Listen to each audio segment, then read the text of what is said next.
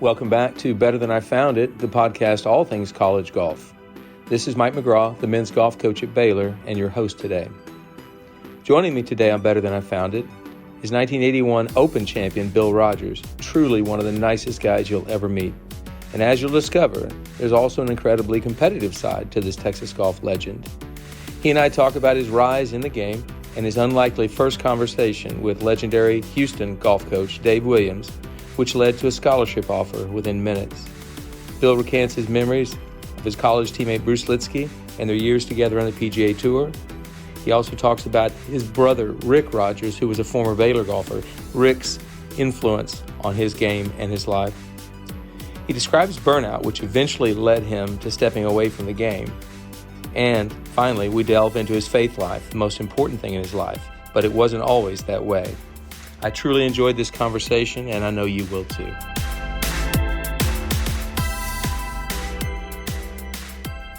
Okay, Better Than I Found It listeners, let's all welcome 1981 Open champion Bill Rogers to the podcast today. Hey, Bill, thank you so much for joining me here on Better Than I Found It. Oh, Mike, good to be with you, and privileged to be with you. I would mention that. Well, thank you. I'm going to start by saying this, and Mikkel is included in this. Mikkel, my associate head coach, he's only 30 years old. And honestly, his generation and younger just doesn't know who Bill Rogers is. And I know that's crazy, but they don't, Bill. Yeah. How refreshing. Well, anyway. But I understand that world. Yeah, it's good. It's sobering, humbling sometimes, but it's good that we can share with the younger group. Well, and it's understandable. You know, you retired long before pretty much all of these guys were even alive or playing golf, certainly. But I want to introduce you to that generation, guys my age and guys from my generation. I'm a little younger than you, not much, but we know who Bill Rogers is and we remember that time. Okay, so that's easy. But this next generation, so I'm going to say this right from the start, and you can't argue with it. It's my opinion. You're not going to argue with this. Okay, you got it? Will do. All right, so this generation needs to know from 1978 to 1983, you were the same type of player. Now, I'm not going to compare you over eras. I'm just saying in your era, you were the same type of player as a Jason Day or an Adam Scott or a Jimmy Walker. You won a major, you won multiple other events, and you were one of the top players in the game for 6 years. Are you going to argue that? No, but I appreciate the love there. Yeah. Well, but that's what I wanted to kind of give this generation who's listening to this podcast. So you're actually listening to Adam Scott or Jason Day or Jimmy Walker in this interview. It's like that's what he was of his era. And your era had some pretty good players, if I may mention Jack Nicklaus and Tom Weiskopf and Lee Trevino and Tom Watson. I mean, it was a great era of players for sure at the top of the game, and you were right there with them. Well, I would like to say, and I do say often, I really feel like, and this is no disrespect to current generation or those to come, those not too long ago, but I think I played the game, was able to play the game both amateur-wise and professionally in the very best of eras. And some of those that you mentioned, certainly, but we got to touch some of the professionals that really developed up the professional game. We got to see from time to time, certainly Byron Nelson and Ben Hogan, not that they were still active competitively, but then the Charles Cooties, Dale Douglases, the Bruce Devlins, those meat and potato professional types that had been playing the tour quite a while when we showed up on the scene. But we were able to see that group, and then certainly the Nicklaus's, Palmer's players, Tom Watson, who were still actively competing when I was playing. And then I probably left the game before certainly the Tiger era showed up, but just got to experience some wonderful times in the amateur and professional game. So for that, as much as anything, I'm grateful. Yeah, you spanned a lot of different careers. One, Greg Norman, Seve Ballesteros, and Nick Faldo were all top players when you were still playing. Yeah, And played a lot with them, and yeah, absolutely. and So and just got to experience some wonderful years with them. Yes. yeah, one thing this generation doesn't know, Sam Snead, who was way before your time, actually shot his age 2 days in a row at Quad Cities while you were still playing. I don't know if you were playing that week at Quad Cities in '79 or not. I wasn't, but yeah, I would have or skipped over his name. Yeah, he was still, I think maybe in the uh, up into his 60s, was still competing hard, and he was phenomenal physical specimen, actually, of which the golf world would know. But yeah, people like Sam was still hanging around when we were playing, and Crusty Sam, man, he he was still mad at him. Absolutely. Well, okay. So that gives this generation who might be listening to this podcast a little perspective, when you played, how you played, that type of thing. And what I'm going to tell some is a little known fact. Most people don't know you were born in Waco, Texas, right here in Waco, Texas. Sweet Waco, Texas. Yep, that's where my grandparents lived. My father was in the Air Force. I think you might be getting to that, but that was home base for us, and long kind of Baylor background. My dad went to Baylor, my brother and his wife and niece. We have a lot of Waco ties in regards to home and the school, Baylor. But yeah, that was Baylor big and Waco, a big part of our growing up, our early years. I'd like to go back in time. Otis Beck, the golf coach from 1953 to 71, he got your brother Rick to come to Baylor. If he could have just figured out a way to get Bill here, it would have been something. He was awfully close. He did recruit me, and there was quite a good chance that I would have gone to Baylor had Coach Williams not kind of offered me a scholarship to come to U of H, of which I certainly wasn't deserving. I didn't have the credentials to go there, but had he not done that, there was a very good chance that I would have gone to Baylor. Well, it's good that your brother Rick was here, and about 2 months ago we lost your brother last year. Rick passed away, but one of the things we did here at the Billy at our facility was we honored him by planting a tree, and four of his teammates, Bob Ricks, Jim Martin, Sam Boyd, and Ben Hagans, joined you that day. We dedicated the tree back in November. So Rick is a big, big part of this program. Well, you forever indebted to you and Baylor and the golf program and everyone else involved for doing that. And I think that's, doing the well game. What the name of your podcast is? Tell me one more time. Better Than I Found It. Better Than I Found It. I think that's one of the additions that makes that title ring true. So you've honored me and my brother, and I'll never be able to thank you enough.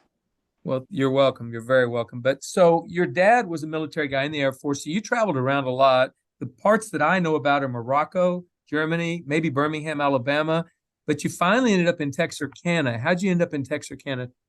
Yeah, after the world tour in many places in the United States, having been stationed there, Dad retired in Texarkana, Texas. He had a good friend that he had gone to cadet school, flying school with, and he had moved to Texarkana and got in the insurance business. And he convinced my father to, upon retirement, to move there. And we packed up, and that's 1963. I was a 12-year-old and came to Texarkana.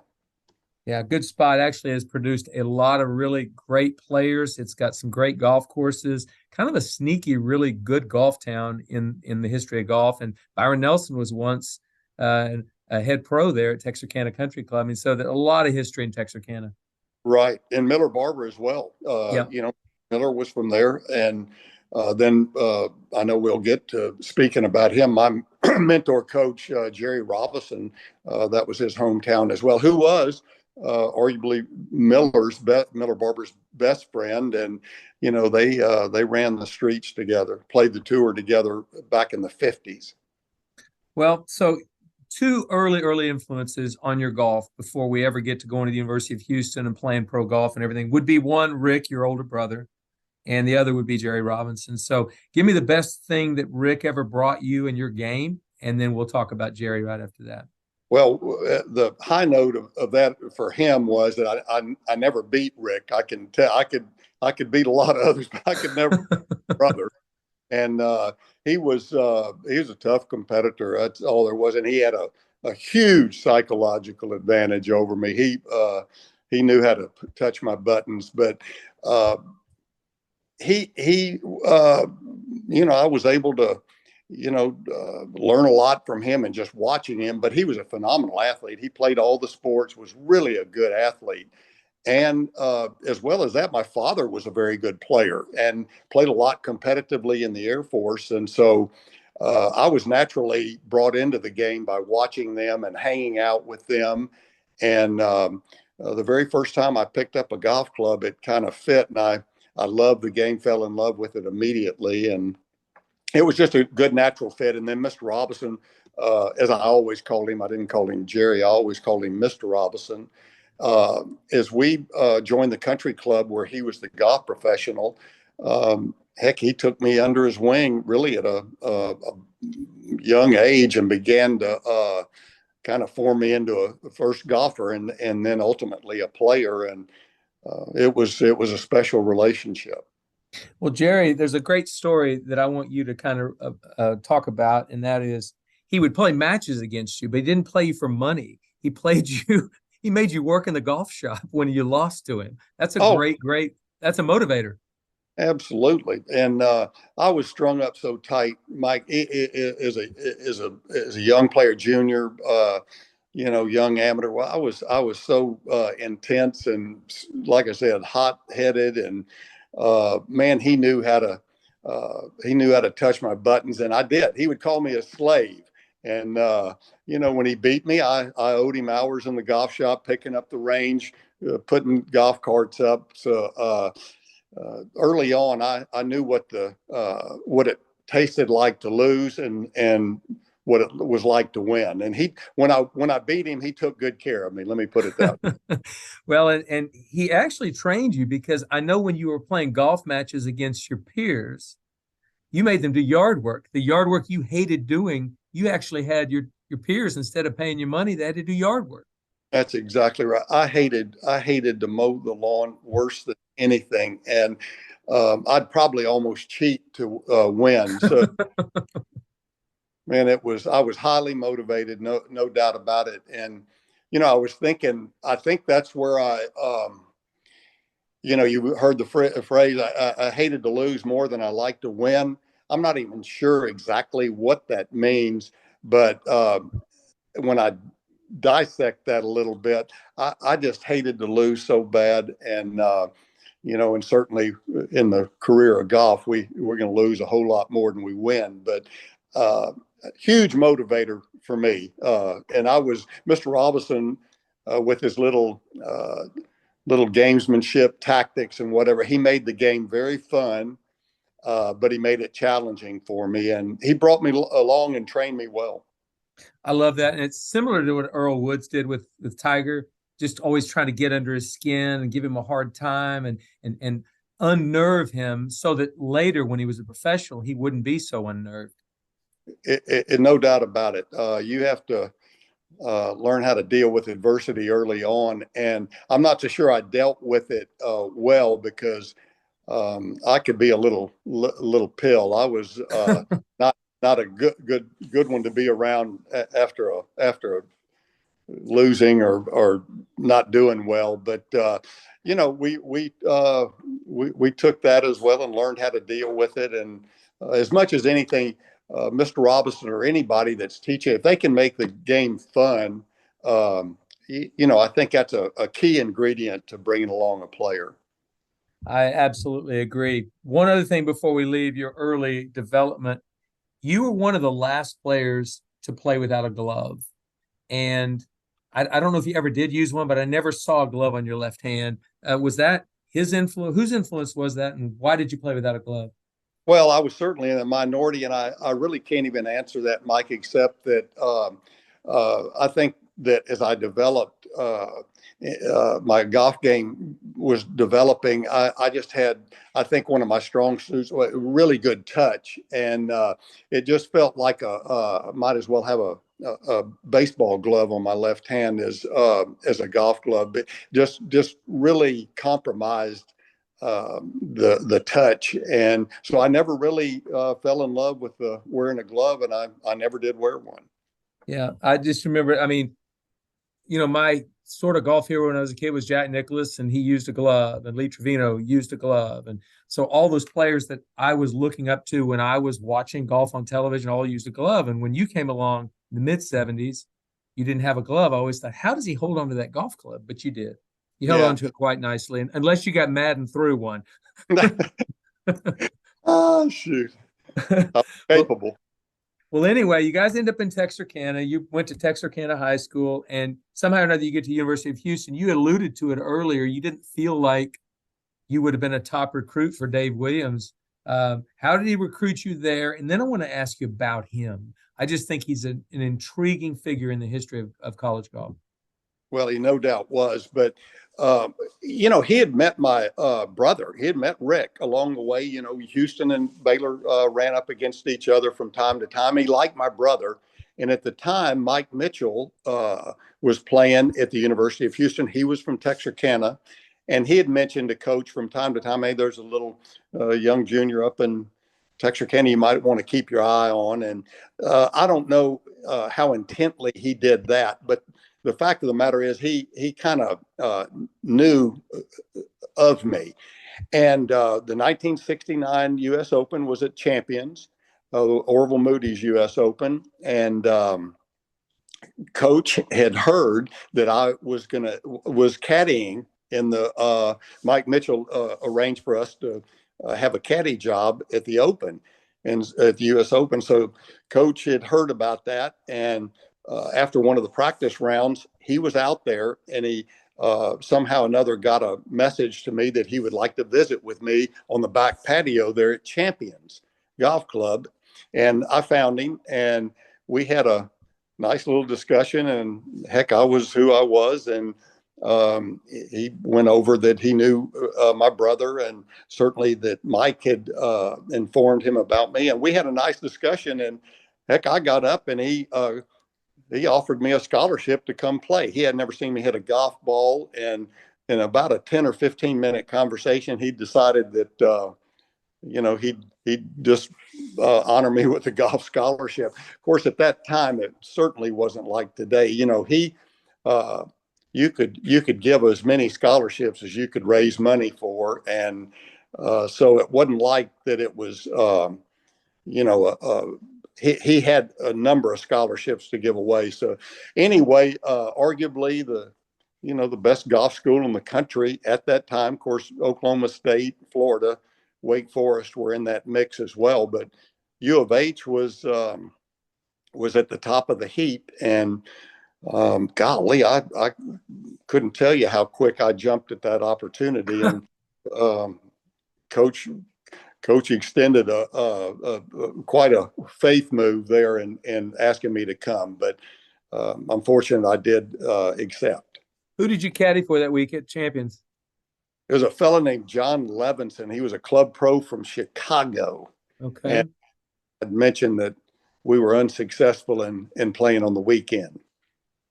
Well, I caddied in the 77 U.S. Open at Southern Hills, and I caddied for David Strawn, who played a little amateur golf when you did. I think he was runner-up to Craig Stadler at Inverness in 1973. Sure. And I'll never forget that week. We missed the cut by a shot as well. So anyway, okay, so you caddied in the 69 Open. Dave Williams offers you a scholarship. You are at the University of Houston. I mean, a juggernaut of college golf. It was unbelievable, winning a national championship almost every year. What made Dave a great coach, and did he have any influence on your development as a player, as a person? Well, everybody that would have known Coach Williams would have said that he was different. He was a little different coach. He was a different type guy, but he had the he was very persistent in his recruiting efforts. Golly, I don't know of anybody that in my era that he didn't recruit. I mean, he would call and send letters to anybody that could spell golf, I think. But he was able to identify anybody that had any golf talent at all, and at least get them to consider coming to U of H. And he was a tremendous promoter. He loved Houston. He loved his city. He loved the school. He just had a knack of identifying good players, and had no reservation whatsoever in and getting them to come and at least consider Houston. And with the groundwork already laid in their success, it was attractive to consider coming. And, if you had any tour aspirations whatsoever, you knew that it was a good training ground for that step in moving with an opportunity to maybe play the PGA Tour. So he had quite an attractive program, but he was he didn't have necessarily a perfect regimented rhyme or reason to his qualifying system to who he would choose to go to tournaments. And he was quirky. That's the word he was very quirky in the way he approached college golf, but he had a lot of strong opinions about how he ran his program, and obviously he was quite successful in doing it. He really didn't. I don't think he knew a whole lot about the kind of the fine works of mechanics in the golf swing, this or that, but he made it work. And I'll tell you what, you were he motivated you, and if you had every opportunity in the world to progress because he had so many good players there. He definitely had competition. He used that as a tool for sure because he had tons of players. One of those players was a longtime PGA Tour player, Bruce Litsky, who was one of your dear friends, and we lost Bruce a few years back. Truly, this generation today has no idea. Bruce Litsky was an absolute treasure in the game of golf. Talk about Bruce. He called you the Panther. I want to know why. Well, he did. He was as good a friend as I had. I walked in the door with him as a freshman at U of H. First time I'd met him. Really didn't know that much about him. Of course, all of us were kind of in awe and idolized Crenshaw. But Bruce, I hadn't heard that much about. But we immediately identified that we were kind of kindred spirits. We liked a lot of the same things. And he's just a sweet man. And heck, we spent an awful lot of time together, certainly at school, but playing amateur golf, and then into the professional ranks, we were together a whole lot. And ultimately our families, just were as close as two families could be. And I don't know, everybody got a nickname at school, as you well know. I'm sure that holds true for all golf teams current day. But Bruce kind of called me the Panther. I've always been kind of jumpy, and I get hard to sit still. In fact, they bet me that I couldn't sit still on a couch for 1 minute and sit perfectly still, and I couldn't do it. And so anyway, from there, the Panther kind of stuck a little bit, but that was probably a good nickname, but it wasn't. Buck is the one that stuck with me. Buck that Rogers. Was kind of what everybody in the golf world knew me as. Yeah, that's what I called you, was Buck. I didn't know about Panther, but I found out about it later. So in 2002, when you played in the Liberty Mutual Legends of Golf with Bruce, and you guys came out as victorious that day, that had to have been like one of your highlights of your career. Well, one thing it really was, because he had to basically not play in the event, the Champions event itself, the match or the individual play, the medal play, and he elected to play in the division of best ball. And heck, he was just playing so well, and I was along for the ride, and we had the best time and won, and that's always good to win. But he was very, very, to concede that to play with me in that, of which we enjoyed tremendously. And in fact, it ended up changing the ultimately that format of that tournament, because everybody else knew that we had such a good time, and we loved to play best ball together. And so anyway, that was a cool time to spend a few days with him. So Bruce Litsky, if I can give these kids, young people that are listening, a little perspective, and thank you for that story about playing with him in that tournament. But one year as caddy, they were playing, I guess, in the last tournament of a season. And in those days, you had about 2.5 months off. And the caddy said, "What are you going to do over the break?" He said, "I'm not doing anything." And the caddy, he just couldn't believe it, because every year in January, he would come out playing great. And you're thinking, you had to practice. So the caddy put some bananas in his head covers and then zipped up the travel cover. And when the travel cover shows up on the West Coast, caddy gets it. I'm afraid I don't know the name of the caddy, unfortunately. And sure enough, those bananas had rotted over the winter. He hadn't hit a shot. Is that true? 100% true. Al Hansen was the caddy. Al Hansen. I'm almost positive I knew about him going to put the bananas in his travel cover. And then I'm positive I was there on the unveiling of the unzipping of the bag in January. And there they were. But I can 100% attest to the fact that when he zipped them up, he put them in the laundry room. We went and visited him. He lived at Grand Lake of the Cherokees, up in Oklahoma, kind of a remote set. But when he put them in the laundry room, I can see him right there next to the washer and dryer. He would not touch a golf club until he came back on the West Coast. And shoot, yeah, there they were up in the woods. And he won on the West Coast. I mean, he won a few times out there. So it's like he had the game of golf. And so I bring up that story for a couple of reasons. One, there's different ways to become a great player. And he finished runner-up in 2 majors. So it's not like he didn't compete in majors as well. He was a great player. But there's different ways of doing it. And he owned his golf swing. Once he found his golf swing in the early to mid-70s, he never changed it.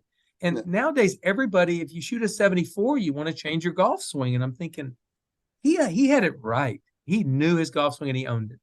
100% right. I couldn't say it any better than that, Mike.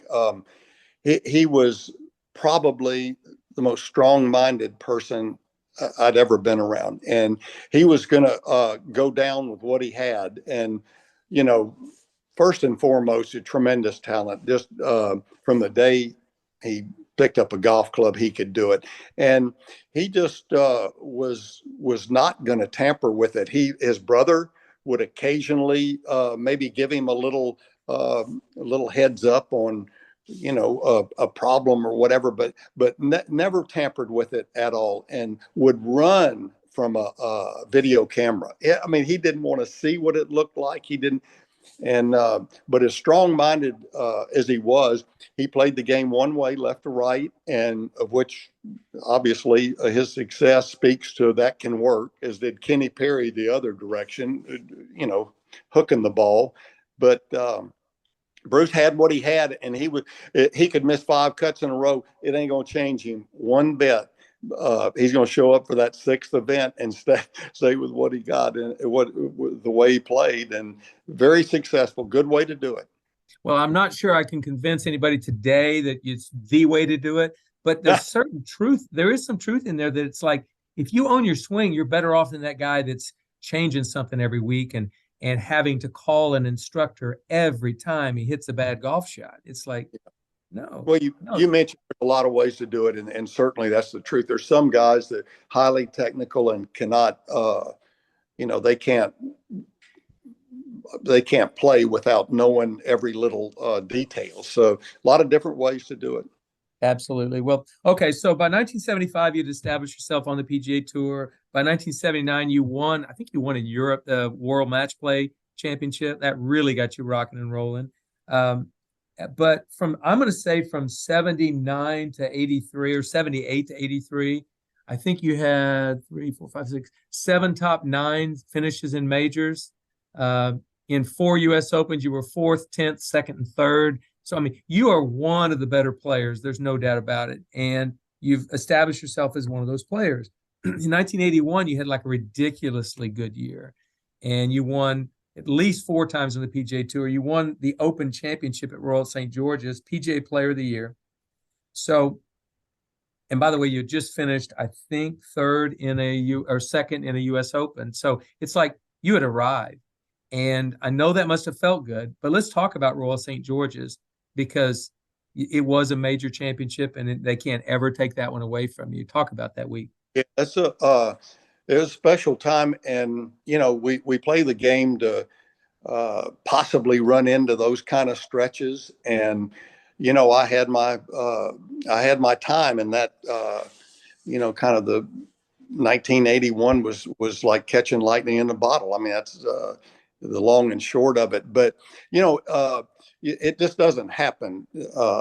Just kind of there's a lot of, if you just keep playing, you just don't know what might happen. And having finished second to David Graham a month earlier in the U.S. Open at Marion, I was fully confident. And I've always represented, give a athlete some confidence and you might see some special things. So, I never showed up at an event, certainly not a major, kind of, I'm going to win, this is my week. I never was in that lane, but I knew I was playing well, had a huge amount of confidence, and it just carried over. And I loved links golf. I thought Royal St. George's was difficult. I liked, seemed like my career showed that I liked difficult golf courses, and heck, it was a magical week. The first 3 rounds, I'd built up a 5-shot lead going into Sunday, and had a hiccup or two on the front 9 that last day, but was able to pull it together and ended up winning by 4 over Bernhard Langer. But there's so much that goes into a defining career moment, of which that was for me. But my life as I knew it changed dramatically after I held out there on the 72nd hole, and heck, it was wonderful. There's nothing like winning, and then to win a major is and kind of that environment was just unforgettable. And it's there's hardly a week that goes by in some form or fashion that I'm not reminded of it. So it was special. Well, I just reminded of it just now because I never heard you talk about it. All the times you and I have talked and had lunch together or been at a golf tournament together, I've never asked you about it, so it's finally able to do it now. But so that got you on the Ryder Cup that great year. You were on the Ryder Cup team that year. As I recall, that was a really, really good Ryder Cup team. Yeah, arguably that was as much a highlight. Hoping the Royal and Ancient didn't listen in, but that was almost as much a highlight winning the Open Championship. But interesting about that is I was their Open champion a month earlier, and then September they weren't all that fond of me on the U.S. side. But arguably the best Ryder Cup team ever put together, beginning with Nicklaus and Watson and Trevino and Johnny Miller, Ray Floyd, Crenshaw, Litsky, Jerry Pate. I know I'm leaving out a Larry Nelson, the giant killer, but it was unbelievable to be in that company for a week and in that setting, and then to have played for one of the all-time great gentlemen in golf, Dave Marr, as captain, and just a special week, of which every time I see Dave Marr, his son, Dave Marr Jr., it just brings back such tremendous memories. But that was to have played on a Ryder Cup team, and certainly that one was just a cherry on the top for my career. Yeah. Well, I by the way, I'm going to show you a copy of this Golf World magazine. Do you have that? Yeah, I do. Yeah, you do have a copy of that. It's for those listening, it's the 1981 annual, and it says Bill Rogers rocketed to new heights, and it's a caricature of you, and it's got Buck Rogers on there, and there you are on top of the world. What a great year that was, and culminated in a major championship and the Ryder Cup. So I would say that's the high point of your career, and probably most people would. But let's talk about the rest of the 1980s. So the next year, you're in the hunt to win a U.S. Open. I mean, at Pebble Beach, and there in those days there couldn't have been very many golf courses that were more challenging to play than Pebble Beach was in the wind. You're playing the final round on a Sunday with Tom Watson, arguably the best player in the game at the time, and you had to watch one of the most famous, iconic shots that's ever. Most people don't know you were the playing partner that day. Yeah. Talk about that moment at Pebble Beach. Well, that was a tremendous U.S. Open, and Watson and I were tied starting the last round. In fact, I held the lead through 9 holes that last day, and then kind of the heroics began. And I could tell you that he was certainly the best player that day, and I don't say players. I don't say this often that players deserve to win, but he played to win and certainly not to lose. And there's a big difference because he'd had some real setbacks in majors and U.S. Opens prior to that. And man, he just came out on fire. And I loved playing with Tom Watson. Played with him a lot, and he was so aggressive the last day. And he had a few great breaks early in the round, but as you move fast forward to the 17th hole, he had put his golf ball. Nicholas was in, and I had to finish birdie to, as it turned out, to be able to tie, but I obviously didn't. But he had a pretty decent shot into 17. I think it was either a 1-iron or 2-iron. We played the whole long, and he got in a kind of a funny little spot behind the green there. And I guess that I didn't hear Bruce Edwards, his caddy, and him talk about, I'm going to make this, but darn if he didn't. He had as good a little chip shot as you could hit, and it did hit the pin, go right in the hole. And but he was capable, and he had such a tremendous frame of mind playing the game of golf. I often tell younger players that there's nobody that's played the game probably with a better attitude than Watson. Always felt like the great breaks were going to go his way, and he would have had no feeling whatsoever that he wasn't going to hit a good shot there. And he knocked it right in the hole, and like arguably the most watched golf clip of any that's ever come. And but anyway, and then played the 18th hole, made birdie there. So he was a deserving winner that day, and it was a privilege to have been in the conversation for a little time that day. But I'd have to tell you one little side story. My dad, because I was playing well, left Texarkana and drove and came to Pebble Beach, came and arrived early morning Sunday at Pebble Beach. My wife and I were having breakfast in Carmel. My dad shows up, and of course we hug, and gosh, it was tremendous that he had made the effort to come all that way. He sits down and he looks at me and says, "Do you know that if you win today, you're going to be the national champion of 3 countries?" And I about threw up. I about threw my eggs up. He said, "Yeah, you'll be the Open champion, you'll be the Australian Open champion, and you'll be the U.S. Open champion." I said, "Dad, God."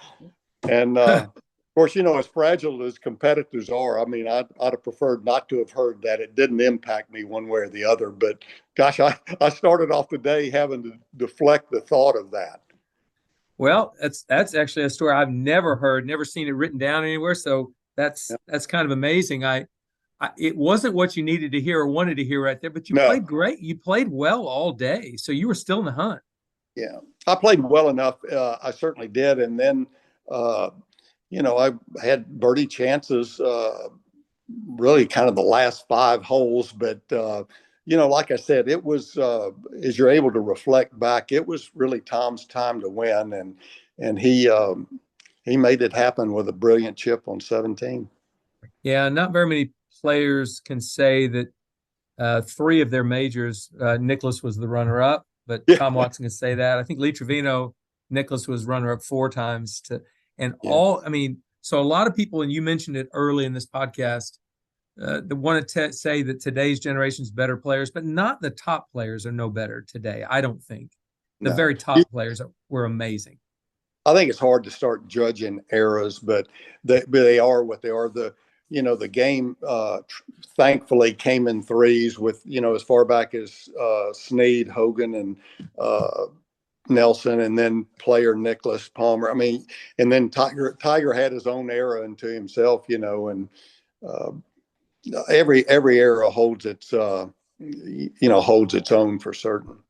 It does. Well, so you won one more time after that. You won in 1983 at the USF&G, but self-admittedly, in the mid-1980s, you were just burnt out. So talk about the burnout. How did it come about? What was the major contributing factor to a burnout? Well, I got fat and happy. Let me put it that way. I mean, kind of the world at my feet and long-term commitments, and I could see the financial benefits laid out in front of me, of which, I was I paid attention to that, but I also got complacent, Mike, and with my golf game, and kind of the more success you have, you're able to manage your schedule a little better, which I was not a great manager. I had people do that for me, IMG, and they created a lot of opportunity for me, and I didn't turn down hardly any opportunity. I traveled the world, and I love the almighty dollar, which that was definitely an obstacle, as it turns out. But I really, the flame kind of began to flicker, and ultimately kind of went out, and I just had kind of lost the desire to work at it, to be great, to maintain that kind of level, and began to notice that it just wasn't as important to me as it once was, and had a young family coming along in the mid '80s, and that's a huge factor as a tour player. And it wasn't any one thing, but it was several things that began to lead me toward walking away from competitive golf. Well, it's understandable. It also makes it so amazing when you think of somebody who plays the game competitively at a high level till they're 55 or 60. It's like, wow, they really have a lot of motivation. How do they do it? Unbelievable. You look at a Langer, or really even, there's been a lot of them that have continued, Jay Haas, Fred Couples.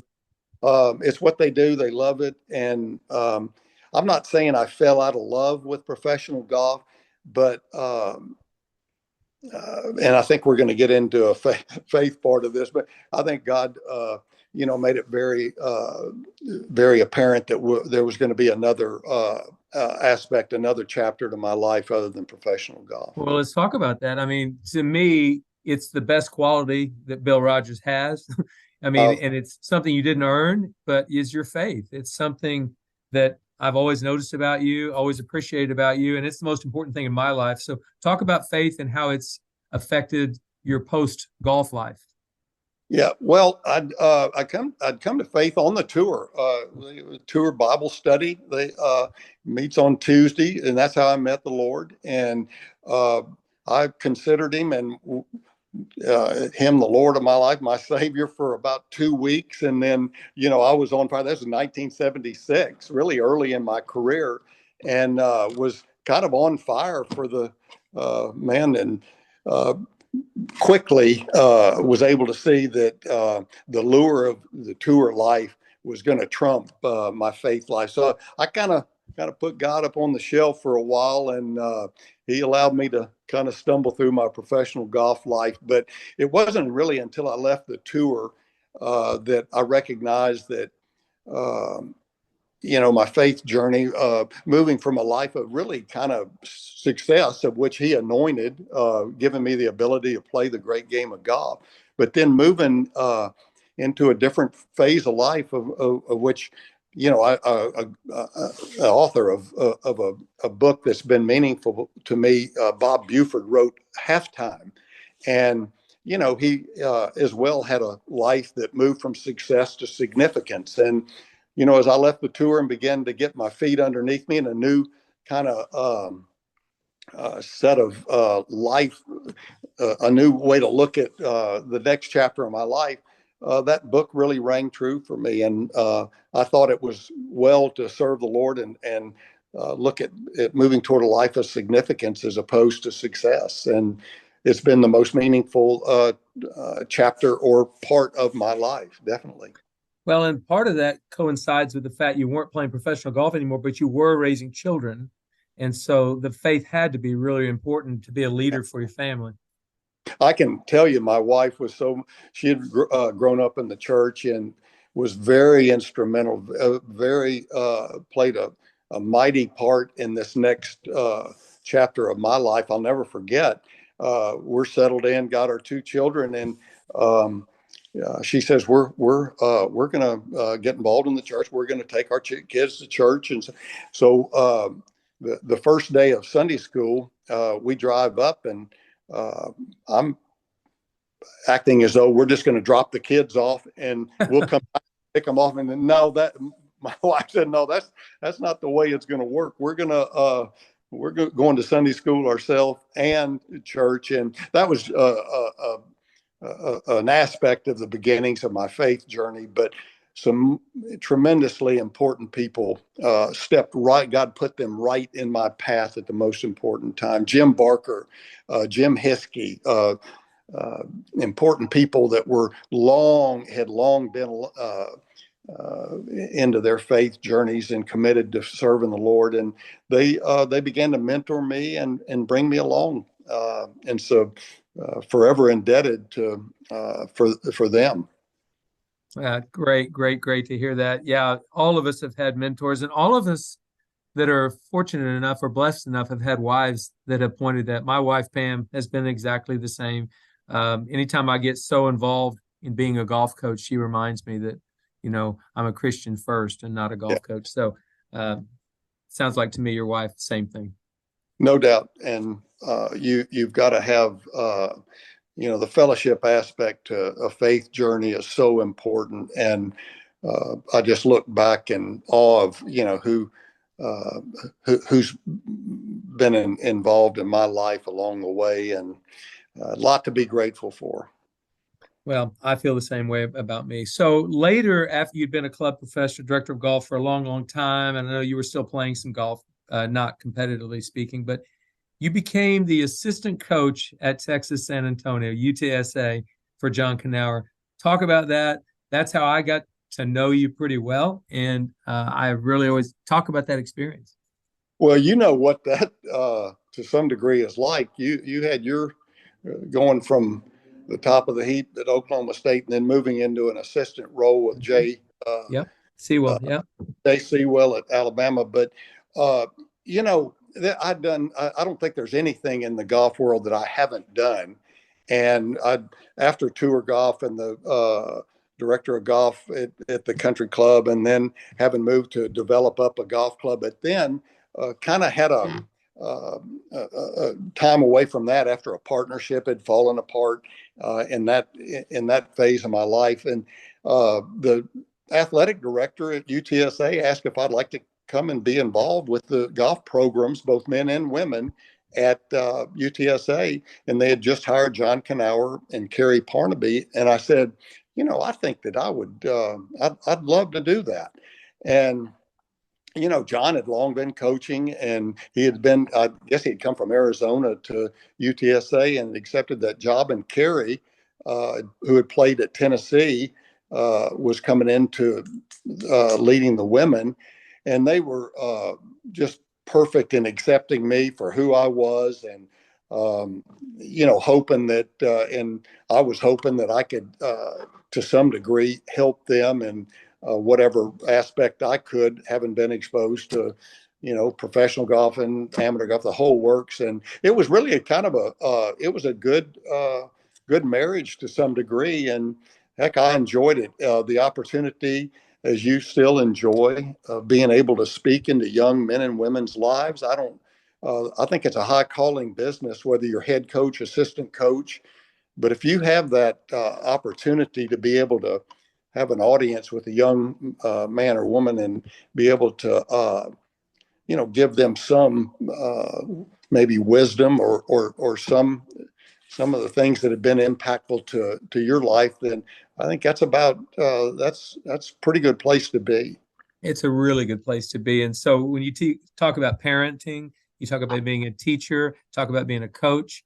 There's an old quote that my cooperating teacher, when I became a school teacher, 35 years ago, told me. And I coached high school golf and was a teacher for 9 years. But he told me this. He said, 100 years from now, it won't matter what kind of car you drove, what your bank account was, or how big your house was, but the world will be a better place because you were important in the life of a child. I never forgot that quote. Don't even know who said it, but this guy gave it to me. And it works for parenting, it works for teaching, it works for coaching, all very, very important positions. And you did an amazing job with John, and it was very quiet and understated, but I could tell the kids respected you when you were at UTSA. Well, nobody's done it better than you, Mike. I appreciate that coming from you. I really do. And I walked away and had the opportunity many times in speaking engagements to mention to people, I'm not so sure there's not more of a high calling business than coaching. And you just have the opportunity to spend so much time and having lived so much life, you're able to really give back in a big and meaningful, impacting way. So, and I truly mean this. Nobody's done it better than you in the coaching world. So, thank you for that. Thank you so much for that. I appreciate it. So, I've got a couple more things I want to cover before we're done. I really, again, appreciate you spending an hour with me here. But your style of player, okay, kind of shortish, not that long off the tee. Good short game, great putter, sort of maximized all the gifts that God gave you. You're that kind of player. Let me give you some others that were like that. Corey Pavin, Jeff Sluman, Willie Wood, Fred Funk, Calvin Peete, Scott Verplank, David Edwards, Mike Reed, Curtis Strange, Nick Price, Tom Kite, Bernard Longer. So I just named a few that I thought about this morning before this interview. None of those guys would overpower a golf course today, not one of them. Okay. So I say that because that was kind of the player you were. And my question is there hope for a kid like that today that he could figure out a way to play professional golf, kind of playing like those guys? Yeah, that's a tremendous question and framed out nicely. I would have to mention, Mike, that I know when I played the game, and certainly even before me, but I can tell you that length has always been an incredible asset in the game. I'm telling you, the Weiskopfs, Nicklaus's, the people that could really hit another gear when they needed to, they benefited so much from length. So it's not like modern day golf has just kind of arrived at long, length and the long ball. But I'll tell you, from golf course setup to how the game has evolved, I'm not saying that, there's still room for that hot competitor. And, all competitors that have reached any level of success have burned hot. That's just the way. And that's one of the real personal traits that you have to develop up, is how to manage that run, the hot competitor, and making that work no matter how you play the game. There'll always be those that, maybe play less than the power game, that are going to be able to make their way. And you're always going to have some of the traditional golf courses that still allow some of the, medium length type players to succeed. But I'll tell you what, if I was the czar or given the magic wand with a student or a group of people, I'd teach power. I really would. And from what I understand, I don't keep my finger on the pulse of the game so much now, but I understand there's a lot of modern day instructors that that's just part of the deal. And from the physical training aspect, I mean, you don't have to be a beast to develop up, great flexibility and strength to be long. And so, with all the factors involved, I would highly train up somebody to kind of in that respect of the game to use everything we can to be long. And but I still believe that there's going to be the style player that is able to succeed no matter what. They're going to figure out a way. Yeah. Oh, good, good. There was a young kid that came to my golf camp a couple of summers ago, and he was 5'6", probably weighed 110 pounds. And I watched him swing the golf club beautifully all day long in this camp. And at the end of the day, I said, "Hey, tell me this. How do you never overpower a golf course? Everybody you play with and compete against hits it further than you do. How do you overcome that?"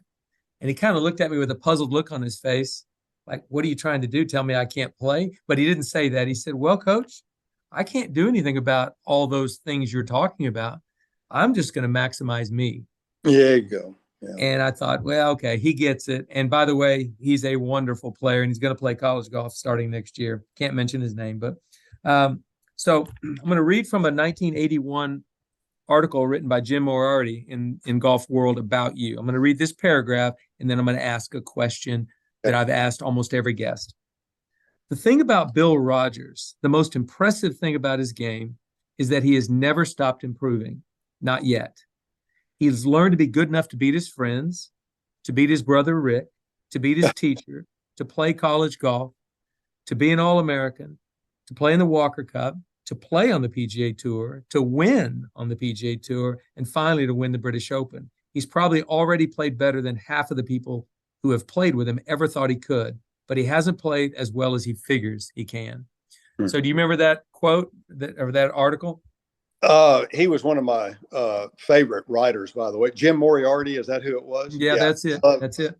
He was as fair as anybody that came down the pike, and I'll forever be indebted. That's very kind to him to reflect that way on my career. But I don't know. I just fall into the category of being one that's grateful and that heck, and it wasn't, there was a lot of ups and downs and all around, a lot of hurt and a lot of tough days. And I just had so many good people around me and encouragers. And but I was I was intense. I was tough inside, and I could smile and be the good guy maybe before and after, but I wanted it awfully bad. That's one thing you can never x-ray or know too much about on the inside, the want to. And I wanted it so bad. I was motivated. I wanted to be my friend so bad, so much so that one of the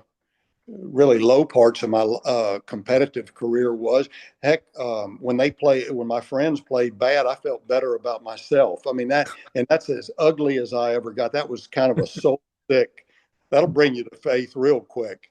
But man, I loved playing well, and kind of had the style game that I could keep it out in front of me. Didn't play with a lot of mistakes. I mean, I wasn't playing foul balls kind of golf. I just,